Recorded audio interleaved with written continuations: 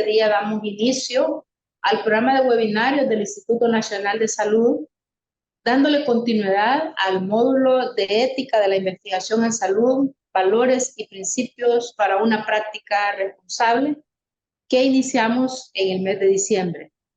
A través de estos webinarios, el Instituto se dispone de información valiosa que va fortaleciendo los conocimientos de la comunidad académica y científica para aumentar la capacidad de resolver los problemas en salud.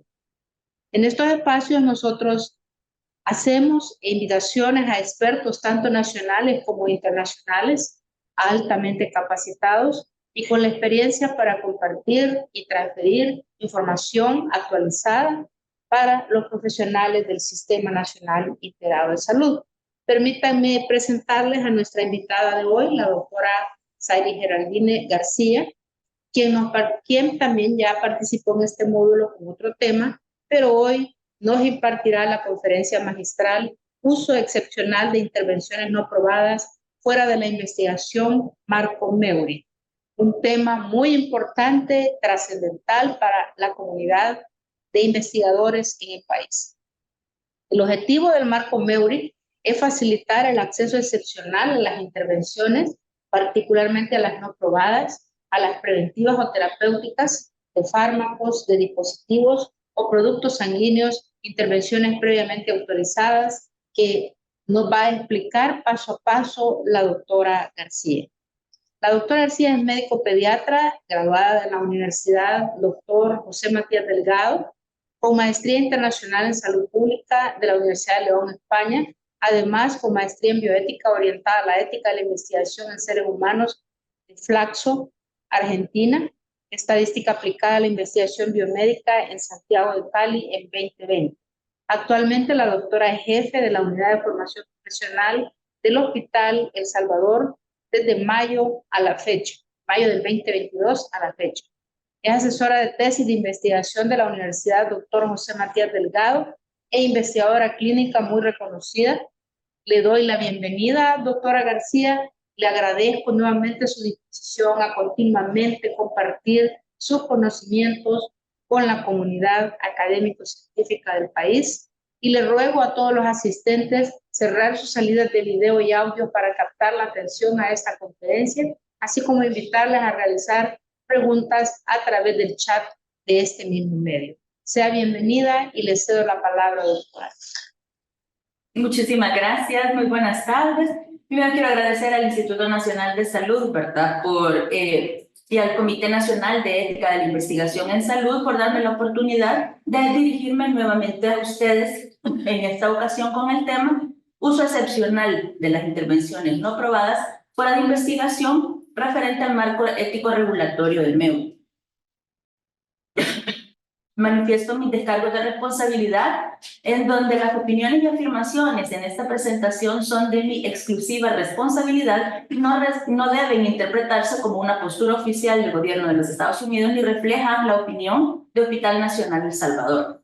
Asimismo, declaro que no tengo conflictos de interés debido a que mi opinión no está comprometida por el gobierno de mi país ni por las instituciones para las cuales trabajo. Si bien me parece pertinente, antes de entrar de lleno a lo que significa el marco ético Meury, es importante reconocer cuál es el contexto para administrar una intervención a un paciente. En una situación normal, obviamente, hacemos investigación para probar o comprobar y averiguar cuál es la seguridad y la eficacia de estas intervenciones, que pueden ser terapéuticas, diagnósticas, pueden ser preventivas, ¿verdad? Porque existen salvaguardas que nos ayudan a proteger a los participantes. Por ejemplo, ensayos clínicos con muy buenos diseños metodológicos, el hecho de que estos protocolos tienen que pasar por la revisión de entidades regulatorias como FDA, ANMAT para Argentina o la DNM para nosotros aquí en El Salvador. Y también el resguardo de que pasan por una revisión por un comité de ética. Todo ensayo clínico tiene que ser revisado por un comité de ética y en nuestro país lo hace el Comité Nacional.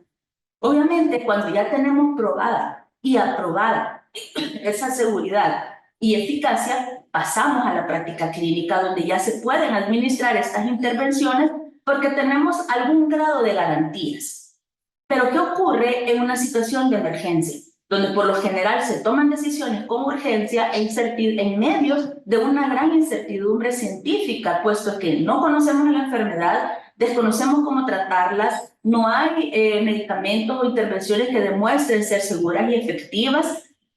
Pareciera que ofrecer un tratamiento que no ha sido probado es mucho más beneficioso que no dar nada. Entonces, esa es la cuestión. ¿Qué tan éticamente aceptable es utilizar intervenciones que no han sido probadas dentro del marco de una investigación durante una emergencia sanitaria? Esto se puede hacer, pero bajo el concepto de excepcionalidad. Únicamente podemos administrar o podemos utilizar el marco ético MEURI en situaciones de emergencia cumpliendo determinados criterios. Entonces, ¿qué es MEURI? MEURI surge ante esa necesidad de establecer un marco ético que nos defina de qué forma o la manera en la que nosotros podemos darle acceso a las personas a estas intervenciones que todavía no han probado una seguridad y eficacia. Es un acrónimo MEURI del Monitor Emergency Use of Unregistered and Experimental Interventions, que está contenida en la guía 9 del documento de la orientación para la gestión de cuestiones éticas durante brotes de enfermedades infecciosas, publicado por la OMS en el 2016. La traducción literal sería uso monitoreado de emergencia de intervenciones no registradas y experimentales. En la última actualización de este documento fue el que se lanza para la pandemia de COVID-19 por OPS en el año 2020, donde lo denominan uso de emergencia de intervenciones no probadas y fuera del ámbito de la investigación como una orientación ética para la pandemia de COVID-19.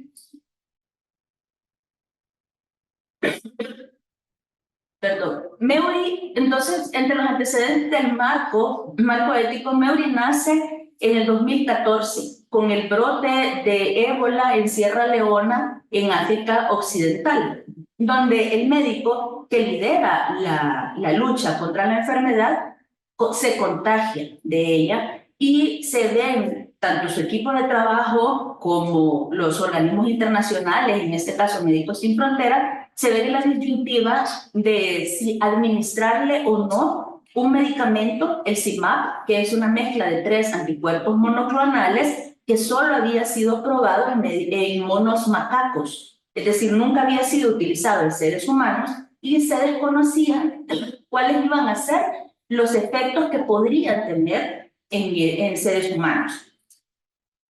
Se convoca una deliberación de la OMS, otros equipos médicos, y al final se decide no administrar el medicamento al médico y el doctor fallece.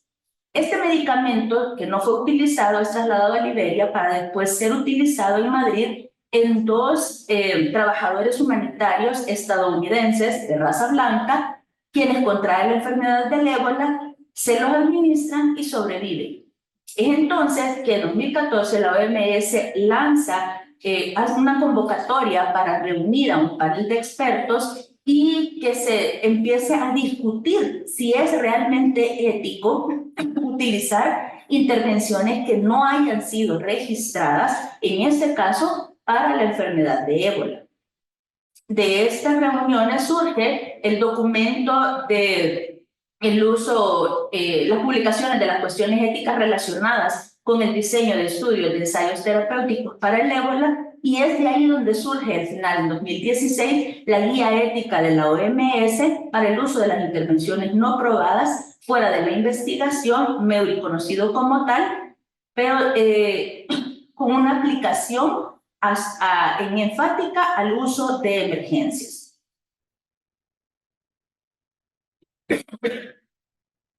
Al tener el documento, cuando nosotros hablamos de un uso de emergencia, no estamos hablando de una emergencia clínica de un paciente que acude al hospital, ¿verdad? Tampoco estamos hablando de una emergencia de salud pública en la que yo tengo un brote de alguna enfermedad infecciosa que está contenida en alguna región, brote de cólera o un brote de tifoidea.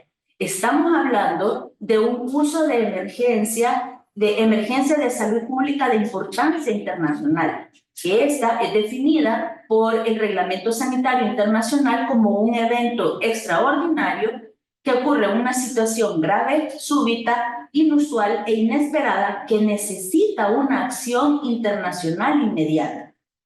Esto es lo excepcional. Solo en estos momentos es que nosotros podríamos utilizar aquellas intervenciones que no han sido probadas y administrárselas a pacientes. Obviamente, esto necesita, este marco internacional necesita regulaciones nacionales para que la aplicación sea global, sea legalmente vinculante. ¿Por qué he dicho esto? El documento hace mención a que una de las obligaciones éticas principales para los países y para los organismos internacionales en situaciones de emergencia es garantizar la suficiencia de las leyes de salud pública de sus países para manejar una pandemia. Pues cada país tiene que asegurarse de dar suficiente autoridad a los gobiernos para tener una respuesta efectiva y afrontar de manera contingencial la pandemia.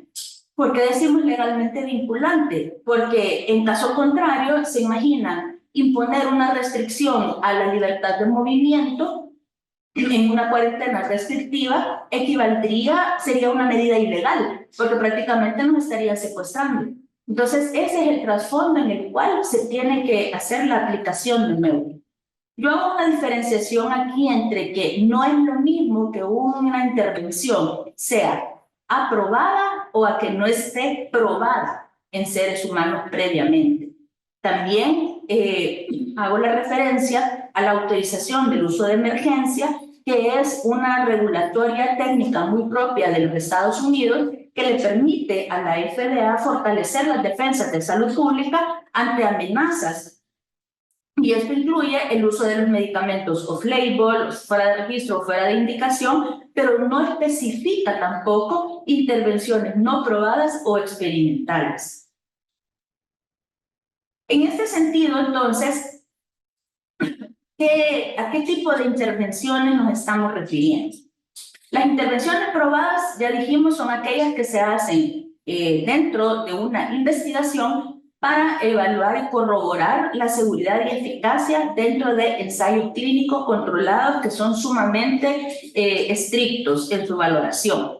Kivemal y London va mucho más adelante y ellos refieren que también se tendría que considerar la intervención de ensamble. Esto es recabar la información durante todo el proceso, desde la concepción de la sal, es decir, las fases preclínicas de la investigación, in vivo, in vitro o in silico, y todo, documentar toda la información hasta que ya pasan a la fase clínica.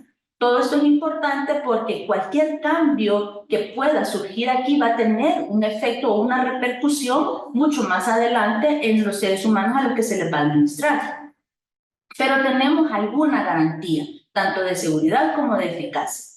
Y tenemos aquellas intervenciones que no son suficientemente probadas, es decir, el uso off-label.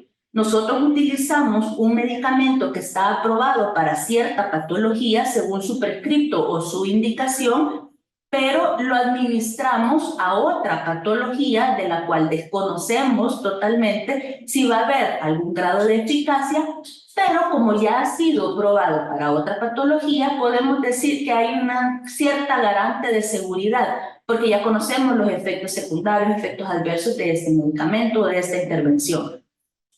MEURI hace énfasis a unos términos paraguas, según el doctor Mastroleo, porque agrupa una amplia variedad de intervenciones biomédicas con características totalmente dispares de evidencia preliminar y un perfil de riesgo-beneficio que no es estándar.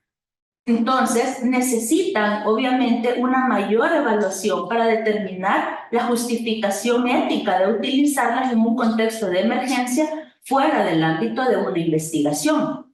De ahí que nosotros tenemos las intervenciones no probadas que se utilizaron en COVID donde había medicamentos con un riesgo alto y un beneficio bajo, como digamos, el dióxido de cloro, que es eminentemente dañina.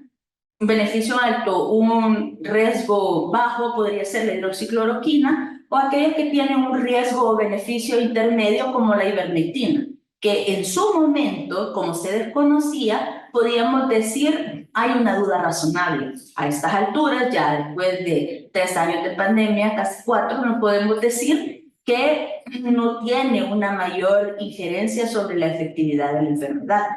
Y también tenemos aquellas que, para mí, en caso particular, yo denomino triviales o inútiles, que son complementos, ¿verdad?, que pudieran servir, que son intervenciones a su vez, como el uso de los suplementos de zinc, las vitaminas o la melatonina.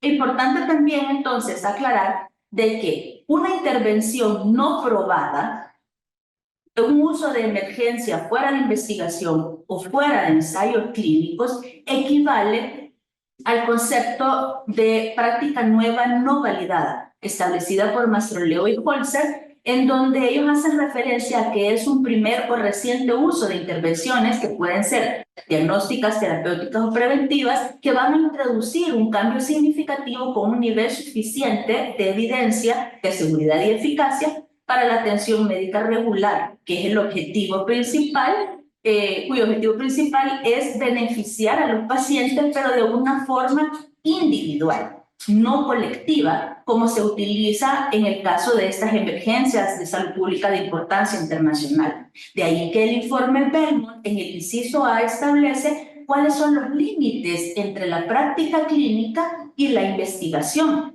Una práctica clínica, dijimos, la intervención tiene el fin de beneficiar o aumentar el bienestar de esta persona que lo va a recibir. Sin embargo, la investigación es toda acción que está dirigida a comprobar una hipótesis y que nos permite establecer conclusiones que generen un conocimiento que sea generalizable. Entonces, es totalmente diferente el uso de estas intervenciones en la práctica clínica y la investigación, dejándonos muy en claro que el hecho de innovar no equivale a investigar. Entonces, no tenemos que perder de vista este margen.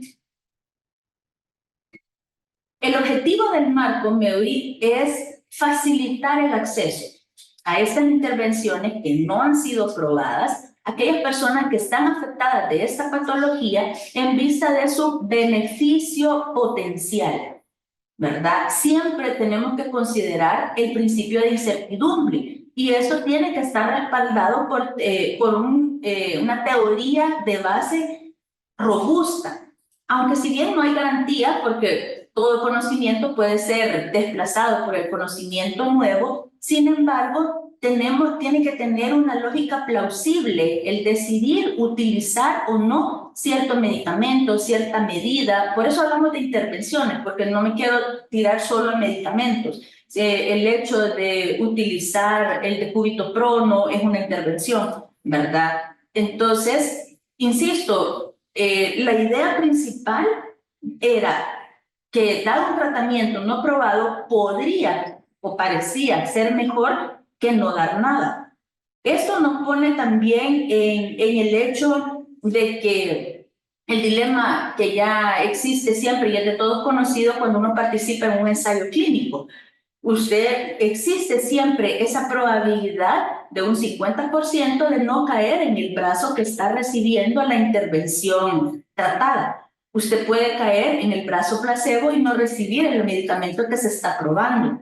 Entonces se genera ese dilema. También el objetivo está dirigido a que asegurando que el uso sea supervisado. ¿Por qué? Porque el hecho de que estemos, a pesar de la magnitud de la pandemia, a pesar de que estemos en una situación de emergencia en la que la incertidumbre nos rodea, no todo es válido y no todo está permitido. Todo tiene que ser sujeto a teorías plausibles, basadas en una justificación teórica que diga que esta intervención puede llegar a ser significativa y puede utilizarse. El uso supervisado tiene que, como les decía, no abandonar los estándares éticos ni científicos. Entonces, ¿por qué? Porque este monitoreo nos va a servir para dos funciones. Primero, contribuir a la generación de la evidencia. Va a disminuir los riesgos, beneficios en el sentido de que nosotros podemos evitar, difundir o seguir utilizando intervenciones que nos van a hacer más daño al final, y en términos de eficacia nos sirve para que todo aquello que nosotros veamos que es potencialmente prometedor, eventualmente sea trasladado a la comprobación final dentro de un ensayo clínico controlado y alaterizado. Entonces, el objetivo del marco es totalmente, no es desplazar la investigación, sino que contribuir como un puente hacia ella, en la cual nosotros vamos documentando la información de cómo se comportan esas intervenciones que estamos dando y hacer un filtro sobre la marcha, por decirlo así. Lo que sirve, lo que funciona, se sigue utilizando, lo que no funciona, lo que está dando muchos efectos secundarios, lo que no, se descarta y se incorpora a otra. Esa es la dinámica, digamos, que sugiere el marco ético. Entrando de lleno en el documento, vemos que las condiciones de aplicabilidad ética para esas intervenciones están contenidos en 4 categorías y 7 criterios. Las categorías son, primero, y la más valiosa o importante en mi modo de ver, es la justificación.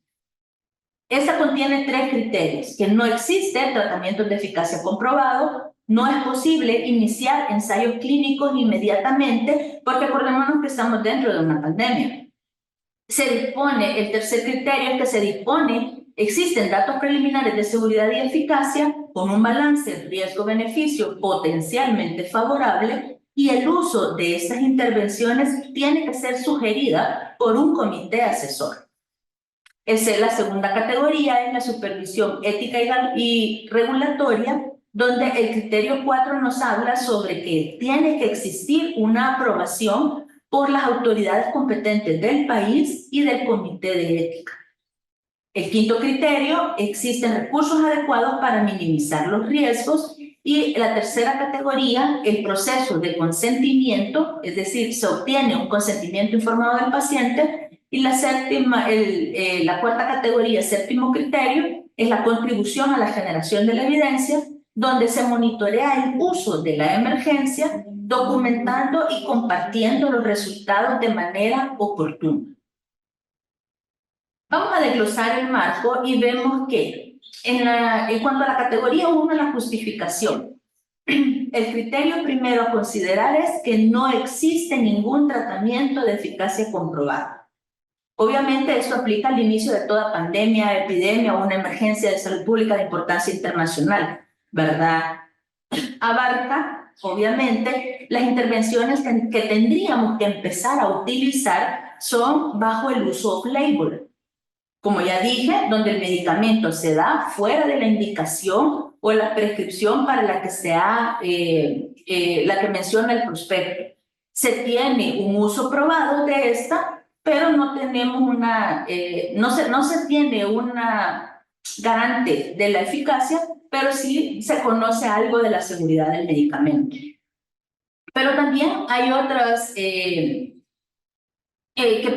podemos echar mano del uso compasivo. El uso compasivo ya sabemos nosotros de que ocurre cuando nosotros estamos, nos dijimos, ante una enfermedad que es grave, que ya no tiene una opción terapéutica, y lo que se busca es tener el acceso a una intervención, pero dentro de una investigación, cuando los criterios de inclusión no se cumplen.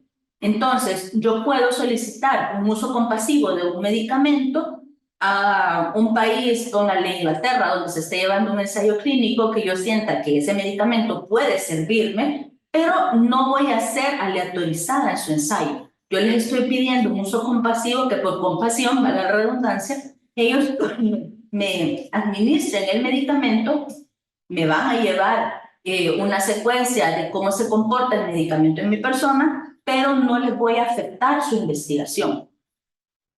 Todos estos tecnicismos de regulación técnica existen en otros países. El uso ampliado, el uso extendido, el uso compasivo ampliado, que es una regulación técnica que sacó Argentina justo para la pandemia de COVID, pero muchas de estas no son conocidas por la población en general y su aplicación puede ser tergiversada o malinterpretada.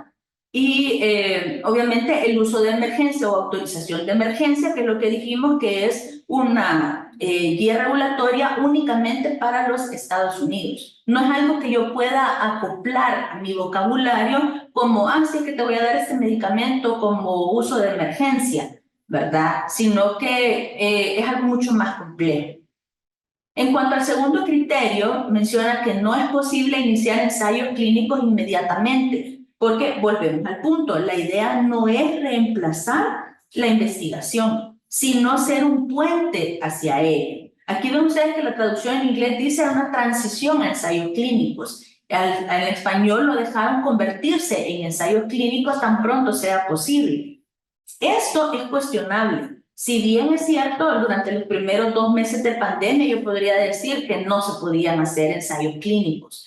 Sin embargo, conforme la marcha ya era factible. Una de las principales barreras por las cuales en nuestros países, o los países de la región, no es factible es por la falta de recursos a investigación. Y eso se entiende, puesto que la principal estrategia es, en medio de una emergencia de este tipo, es priorizar las medidas para afrontar la enfermedad. Entonces, digamos, ante la crisis, los fondos se dirigen más hacia la compra de insumos, compra de medicamentos, contratación de personal, es decir, nadie va a pensar en los primeros 2-3 meses en investigar.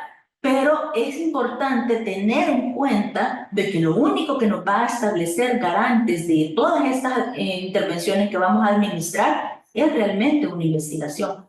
Entonces, es importante que todos los datos que se vayan documentando sean trasladados a un ensayo clínico posterior. En el criterio 3, sobre si existen datos preliminares de seguridad y eficacia con un balance riesgo-beneficio potencialmente favorable y el uso de esta intervención es sugerida por un comité asesor, creo que habla por sí mismo. Considero que esto ya es un hecho. O sea, el hecho de que toda acción médica tiene que basarse en la evidencia.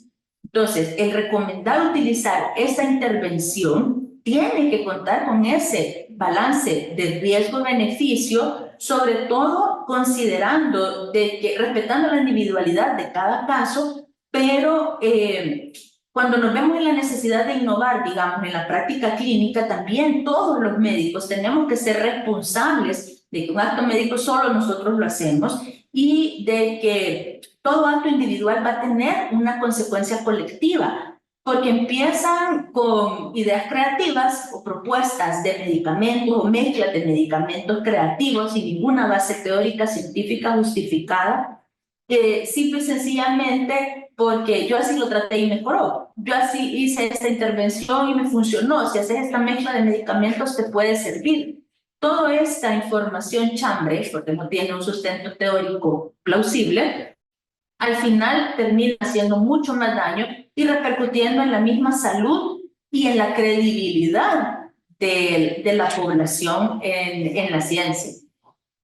También este intercambio es útil, este intercambio de datos es útil para frenar, insisto, todas estas propuestas creativas y la calidad, sobre todo cuando la calidad de la información se ve comprometida. Esto nosotros podemos ver lo que nos ocurrió durante la pandemia de COVID, que la infodemia fue demasiada, había calidad de estudios, diseños metodológicos de muy mala calidad, muestras comprometidas, muy pequeñas, no había ensayos clínicos sin aleatorización, una gran cantidad de estudios observacionales retrospectivos que a la larga no nos aportan una evidencia robusta que sustente la justificación de seguir utilizando esta intervención en los pacientes. Aparte de esto, se suma la permisibilidad de las revistas médicas que ofrecieron un acceso abierto, casi que sin prejuicio a publicaciones, disminuyendo la rigurosidad de las revisiones, Por lo tanto, se disminuye también la credibilidad de los ensayos clínicos realizados en esos momentos. Entonces, por eso el marco sugiere que toda intervención que vaya a ser utilizada de forma de emergencia tenga que salir de un comité asesor. No es algo que lo vamos a, por el Vox Populi o por lo que, sino que de una evidencia que se vaya recolectando de una manera sistemática, aunque no tan rígida como dentro de un ensayo clínico. En cuanto a la segunda categoría, el criterio 4 habla sobre las autoridades competentes del país, así como un comité de ética debidamente calificado, tienen que haber aprobado su uso. Aquí es importante contemplar los elementos de variabilidad que existen en todos los países porque no hay un estándar generalizado. Un marco regulatorio es la entidad regulatoria de cada país. FDA para los Estados Unidos, ANMAT para Argentina, la Dirección Nacional de Medicamentos para El Salvador. El marco ético, sí, obviamente tenemos la declaración de Helsinki, las pautas de la acción, los marcos MEURIS que ya existen con anterioridad, pero es importante de que todos estos conceptos, sobre todo con el marco regulatorio, van a cambiar de un país a otro. Por ejemplo, en Argentina, el uso de acceso de excepción, ellos le llaman así cuando permite a Argentina el acceso a un medicamento que no está en su región, que no está disponible para la Argentina. Un acceso postestudio es aquellos que necesitan continuar con un medicamento al finalizar un ensayo clínico controlado y el médico decide de que como ha sido beneficioso, va a continuar con esa medicación el paciente. O un acceso expandido, que ellos le llaman a aquellos medicamentos que han demostrado efectividad en estudios de farmacología clínica y entonces deciden, ¿verdad?, incorporarlo ya a la práctica médica. Pero todos esos conceptos nosotros no los tenemos acá. Entonces se genera una disparidad, digamos, en cuanto a la aplicación. ¿Qué fue lo que ocurrió en El Salvador para la pandemia de COVID-19 con el uso de estas intervenciones? Todos los protocolos médicos que se aplicaron a los pacientes que estaban siendo manejados bajo COVID-19 fueron avalados no solo por las autoridades del MinSal, sino que también por la Asamblea Legislativa. Fue un acuerdo legislativo. Entonces eso ya nos da un marco regulatorio y obviamente amparado ante las normas éticas conocidas, sobre todo la declaración de Helsinki en el párrafo 37 que habla del uso de las intervenciones no probadas en la práctica clínica. Este refiere a que al no haber una intervención conocida eficaz, el médico posterior a un consenso de expertos con un consentimiento informado del paciente puede utilizar intervenciones que no hayan sido probadas si a su juicio hay una esperanza de salvar la vida, restaurar la salud o aliviar el sufrimiento. Entonces, las cosas, insisto, dentro del marco nos están obligando a pensar bien en esas intervenciones que vamos a administrar a los pacientes.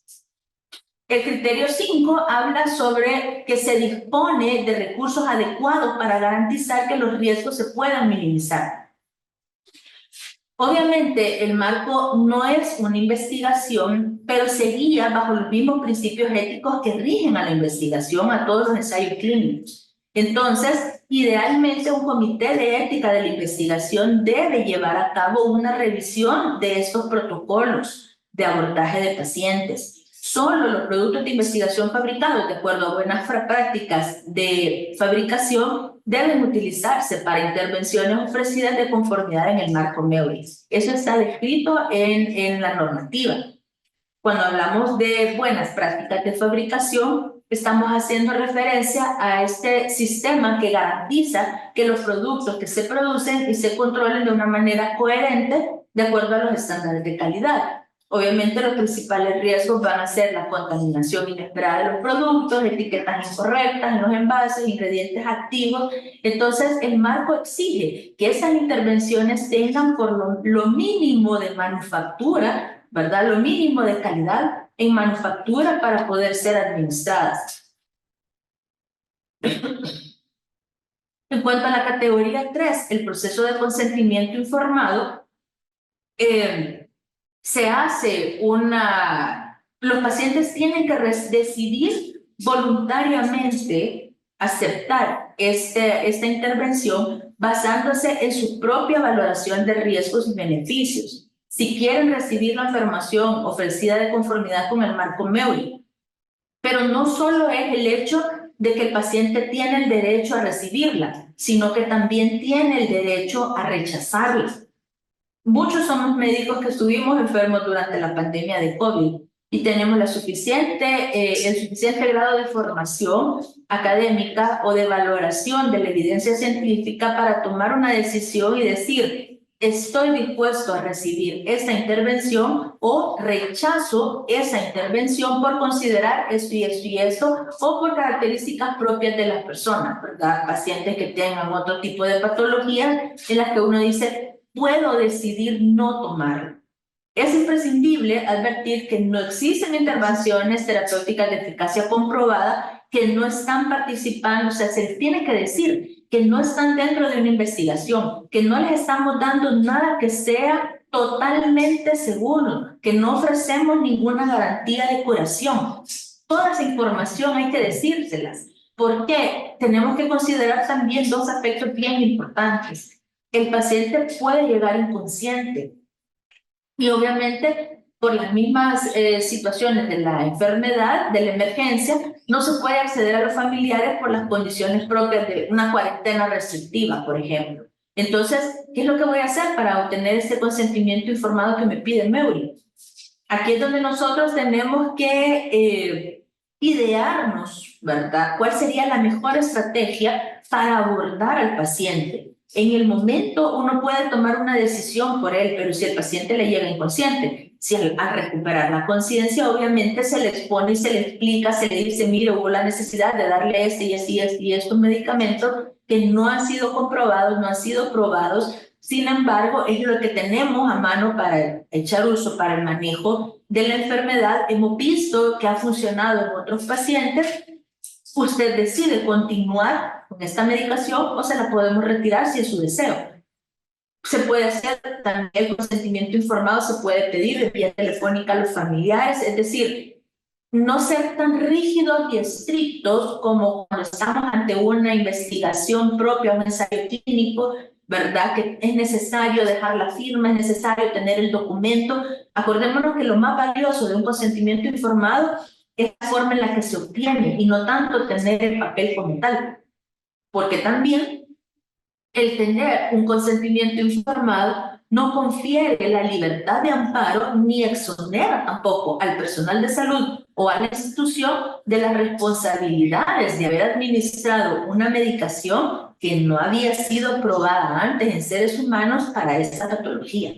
Entonces, esto es un camino de doble vía. Perdón.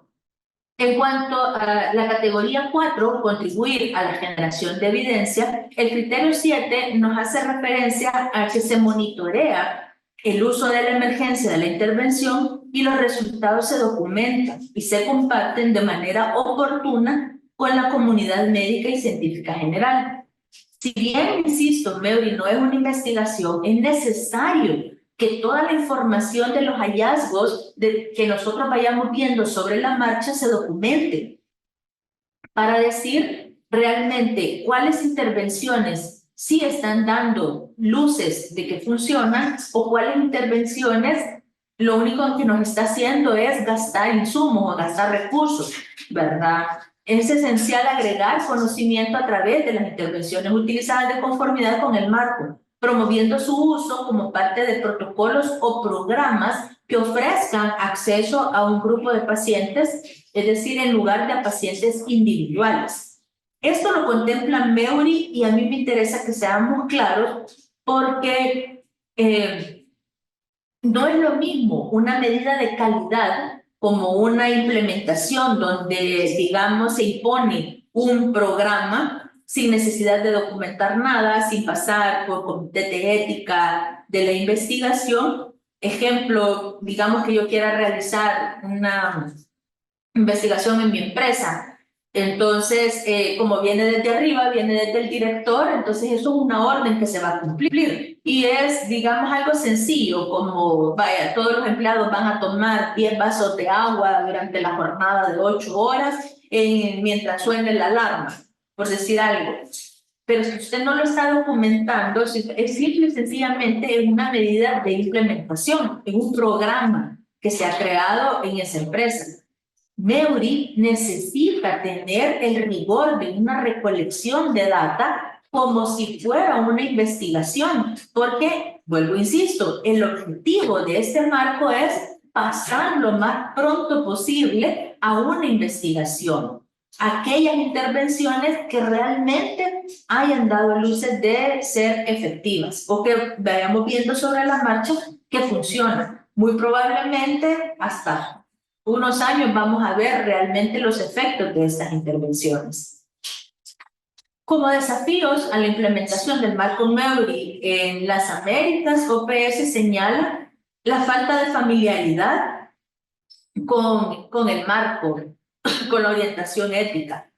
Obviamente, desde 2014, el brote de ébola en Sierra Leona, hasta el 2020, no habíamos tenido en la historia, digamos, la necesidad de implementar estas medidas de emergencia.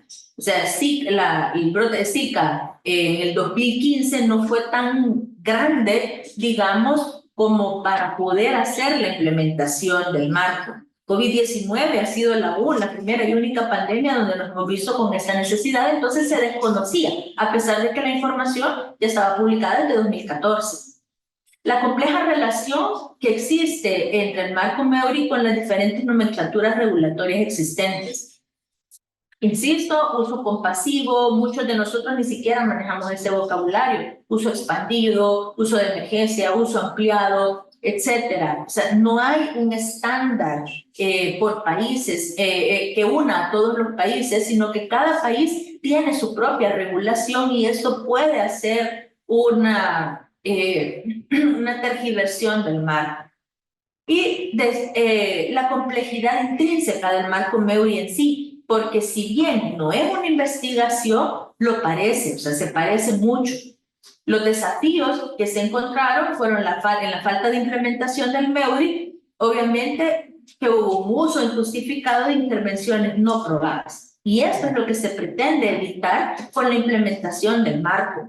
Que todo aquello que se vaya a dar tenga que pasar por este filtro de las 4 categorías y de los 7 criterios para evitar seguir utilizando intervenciones que ya vimos que no han sido probadas, no tenemos seguridad, no tenemos eficacia garantizada, pero las seguimos utilizando.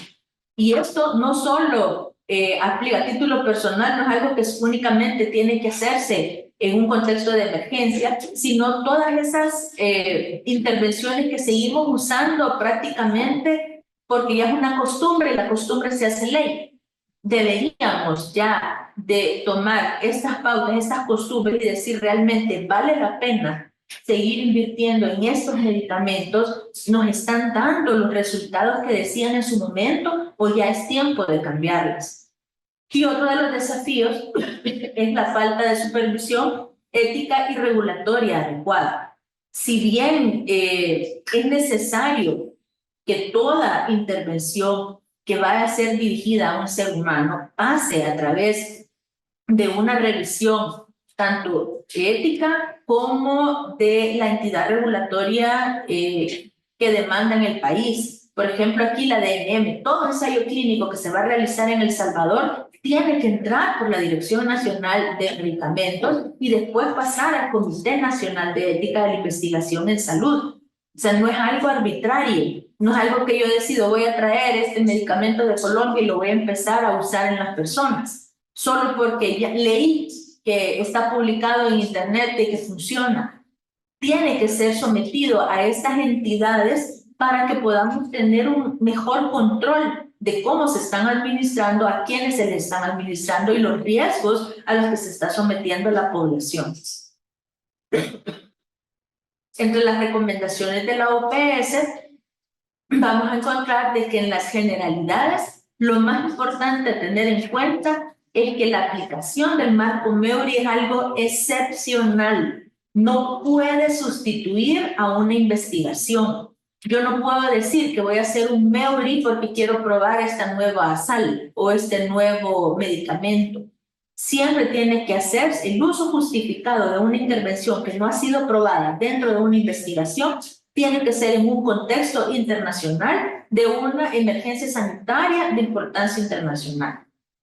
De ahí el fortalecimiento de la supervisión ética y regulatoria. Es necesario que todos, tanto la ciudadanía, los investigadores, los comités de ética, tengamos claro y hablemos el mismo vocabulario, en el sentido de que nos apoyemos y hagamos enlaces coherentes para facilitar la investigación, fortalecer la supervisión ética y, obviamente, apoyarnos en las autoridades regulatorias. El involucrar a la comunidad es importante, sobre todo porque una vez que la gente ha plasmado la creencia en algo, es bien difícil cambiar esa mentalidad.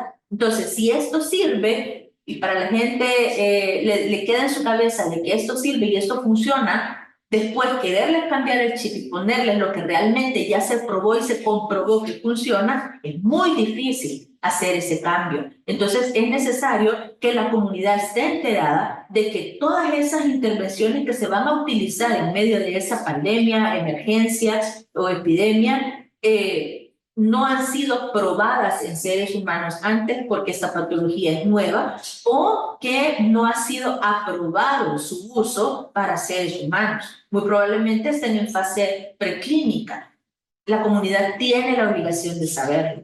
El registro diferenciado de las intervenciones que se dan bajo MEURI. Es importante que cada país tenga su propia data de decir cuántos protocolos MEURI se hicieron durante la pandemia del COVID-19, si es que se hicieron, y cuántos de estos fueron llevados realmente a una investigación propia, a un ensayo clínico controlado y autorizado a doble ciego, bien robusto, con un buen diseño metodológico que nos arroje la evidencia de que realmente funcionaba. Las recomendaciones específicas, ellos hacen alusión siempre a que lo más importante es la base científica. Toda intervención tiene que tener una base teórica justificada para su uso. Si no, es mejor no dar nada, porque lo más seguro es que lo que vamos a hacer es un daño. Se tiene que elaborar el protocolo MEURI, hacer una revisión y supervisión por parte del Comité de Ética de Investigación. En este caso sería el nacional.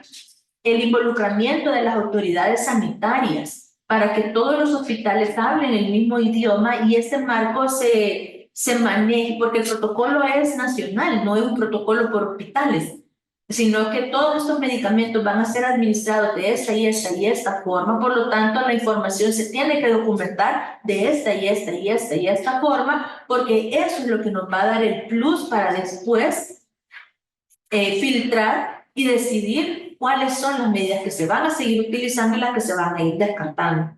El registro de los protocolos MEURI, que esto se hace en una plataforma internacional, la eficiencia y la coordinación de los insumos, porque estamos hablando de medicamentos. Si es un uso off-label, ¿qué puede suceder? De que si yo empiezo a utilizar, por decir algo, Metrotexate para una emergencia de este tipo, el medicamento es poco lo que entra al país, porque está centralizado, digamos, son pocas las personas que lo utilizan, aquellos que tengan alguna enfermedad reumatoide, digamos. Pero si yo lo empiezo a utilizar de una forma indiscriminada, lo que voy a lograr es un desabastecimiento del medicamento. Entonces, esto no es eficaz, o sea, porque no hay una coordinación del todo y nos vamos a ver o con excesos de compras de medicamentos que a la larga no nos van a servir o con desabastecimiento de medicamentos de lo que se tenía una compra poca porque era para usos específicos de ciertas patologías en donde yo estoy incluso afectando a minorías. El monitoreo de la intervención siempre es necesario, porque es necesario pautarse metas, de decir hasta cuánto tiempo yo voy a decidir seguir utilizando este medicamento, esta intervención, para decir que me está funcionando o no. Porque no es que yo voy a pasar 2 años, estamos en el medio de la pandemia, inicio de la pandemia, estamos viendo que los pacientes se nos están falleciendo, entonces yo necesito dar una respuesta oportuna, no es algo que yo voy a darle larga data, es lo que me va, y para poder darme cuenta de qué sirve y qué no sirve, tengo que tener datos bien perfilados y bien filtrados.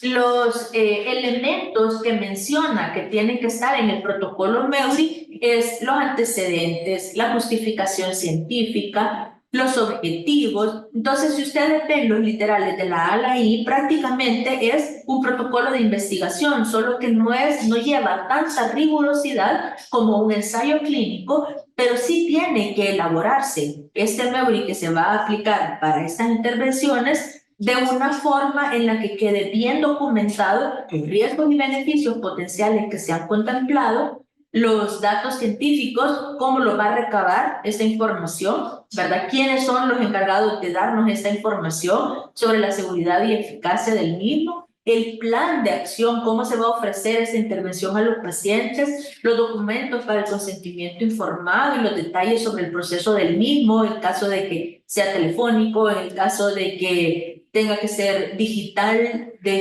porque puede hacerse. Las medidas para la protección de la confidencialidad de los datos también es importante y tiene que estar en ese protocolo del marco a la hora de implementarlo.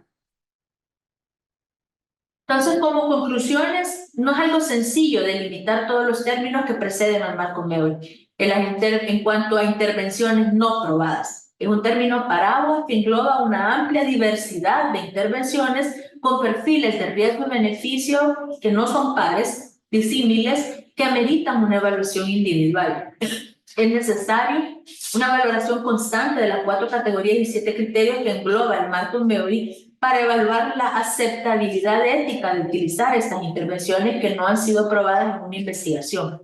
De aquí que, como les decía, insisto, MEURI nos sirve como un puente de transición hacia una investigación, que es prácticamente medicina basada en la evidencia, puesto que cada lección aprendida nos va a evitar seguir con intervenciones que a la larga se vuelven inseguras, ineficaces y caras. Los principales desafíos en la implementación en nuestra región son la falta de la familiaridad con el marco y las similitudes con una investigación, siendo necesario diferenciarlas de los ensayos clínicos, pues la intención no es desarrollar conocimiento, no hay una aleatorización, no hay un grupo control y no permite comprobar bajo una hipótesis causalidad o efectividad. Simple y sencillamente estamos recolectando data que vamos a ir analizando sobre la marcha para evaluar si realmente vale la pena o no seguir invirtiendo en esta intervención y llevarla al marco de una investigación. La evaluación de la evidencia es crucial para justificar el uso de esta intervención. Nada surge de la nada, y porque a mí se me ocurra o me dé un simple capricho de administrar algo a un paciente porque creo que pueda servir, no, una indicación empírica no es válida para administrarle una intervención a un paciente. Siempre tiene que haber un hecho teórico que lo respalde. El marco MEURI nos sirve para filtrar las intervenciones y establecer límites, haciendo un balance riesgo-beneficio de cada intervención incluida en el manejo. Las autoridades regulatorias y éticas tienen que garantizar un mínimo de seguridad, manteniendo una comunicación estrecha y mecanismos eficientes de divulgación de la información. Y que para disminuir la incertidumbre en torno a estas intervenciones que no han sido probadas, la prioridad siempre va a ser hacer una investigación, por lo que la implementación rigurosa del marco MEURI es excepcional y no nos compromete a la investigación, sino que es un apoyo a la transición hacia ella. El marco es un producto colectivo en constante evolución creado al calor de una emergencia de salud pública globales. Por lo tanto, son opciones éticas útiles y acordes para discriminar aquellas intervenciones que nos pueden traer unas consecuencias negativas en un entorno controlado, pero mucho más flexible que dentro de un ensayo clínico que es estrictamente rígido. Y son capaces de generarnos evidencia a corto plazo para el beneficio de los pacientes y de la sociedad.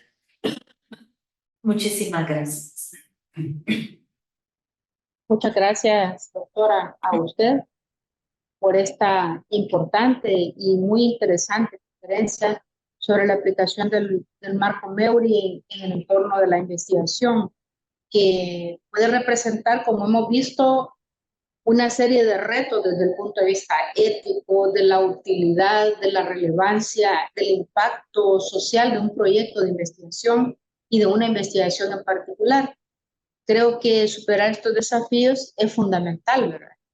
Quizá el objetivo más importante es hacer conciencia a la comunidad de investigadores que esta aplicación y el velar porque se cumpla con todos los pasos del marco van a generar siempre, o en la mayoría de los casos, investigación responsable y muy significativa, lo que redunda siempre en que esta investigación tenga utilidad, relevancia e impacto social, que es lo que a veces falta mucho.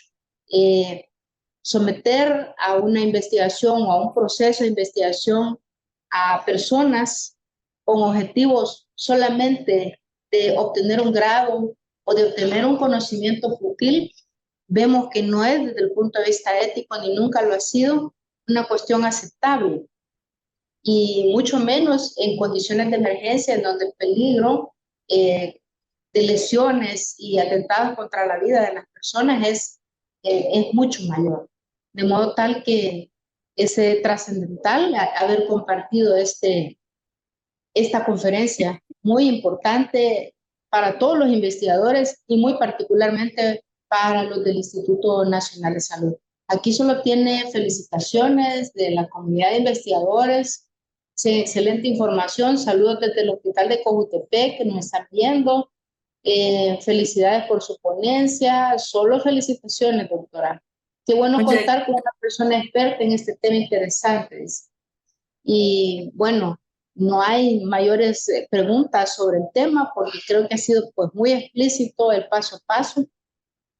Esta documentación está ampliamente difundida, pero muy poca gente en realidad conoce con la debida amplitud el marco MEURI. ¿Qué otros retos usted ve como investigador y como experta en el tema, doctora? Fíjense que uno de los, bueno, de hecho a mí este tema me apasiona porque fue mi tesis de graduación para el grado de maestría en ética de la investigación con seres humanos con Fogarty, el NIH y Flaxo Argentina.